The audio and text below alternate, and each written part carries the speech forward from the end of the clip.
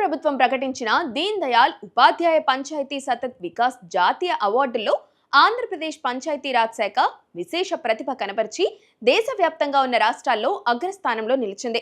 గతంలో 24వ స్థానంలో ఉన్న ఏపీ కేవలం 2 ఏళ్ల కాలంలోనే రాష్ట్రీయ గ్రామ్ స్వరాజ్ అభియాన్ ర్యాంకింగ్స్ లో నంబర్ 1 స్థానానికి చేరుకుంది. పవన్ కళ్యాణ్ బాధ్యతలు చేపట్టిన తర్వాత తీసుకొచ్చిన విప్లవాత్మక మార్పులే ఈ విజయానికి పునాది అని విశ్లేషకులు అభిప్రాయపడుతున్నారు.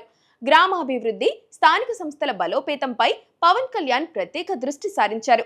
రాష్ట్ర వ్యాప్తంగా ఉన్న 13,326 గ్రామ పంచాయతీల్లో ఒకే రోజు గ్రామ సభలు నిర్వహించి ప్రపంచ రికార్డు సృష్టించడమే కాకుండా ప్రజా భాగస్వామ్యంతో సుమారు 4,500 కోట్ల విలువైన ఉపాధి హామీ పనులకు రూపకల్పన చేశారు.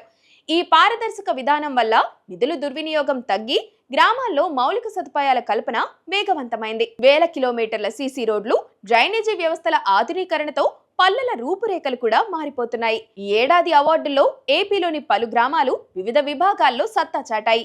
పేదరిక నిర్మూలన, జీవనోపాధి మెరుగుదల విభాగంలో వైఎస్ఆర్ కడప జిల్లాలోని చెంబులపల్లి గ్రామం దేశంలోనే 2వ స్థానంలో కైవసం చేసుకుంది. అలాగే ఆరోగ్యవంతమైన పంచాయతీ, నీటి సమృద్ధి ఉన్న పంచాయతీ విభాగాల్లోనూ ఏపీ గ్రామాలు టాప్ ర్యాంక్ లో నిలిచాయి. పవన్ కళ్యాణ్ నాయకత్వంలో సుమారు 10,000 మంది పంచాయతీరాజ్ ఉద్యోగులకు పదోన్నతులు కల్పించి వ్యవస్థలో జవాబుదారీతనాన్ని పెంచడం ద్వారా ఈ విజయానికి ప్రధాన కారణమైంది.